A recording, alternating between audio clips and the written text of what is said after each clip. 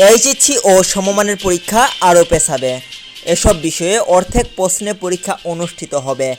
মঙ্গলবার সচিবালয়ে শিক্ষা মন্ত্রণালয়ের শিক্ষা উপদেষ্টা ওয়াহিউদ্দিন মাহমুদের সভাপতিত্বে এক সভায় এ সিদ্ধান্ত হয়েছে।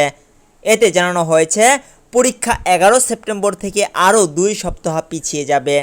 ঢাকা শিক্ষা বোর্ডের চেয়ারম্যান অধ্যাপক তপন কুমার সরকার এ তথ্য নিশ্চিত করেছেন।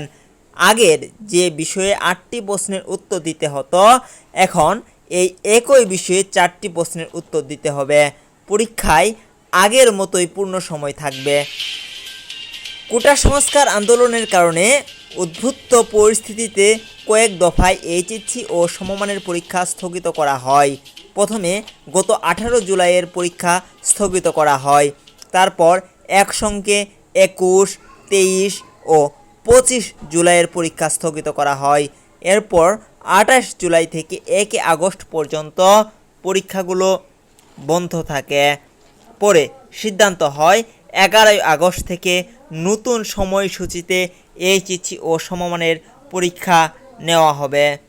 জাবির আহমেদ জিহাদ, নিউজ ডেস্ক।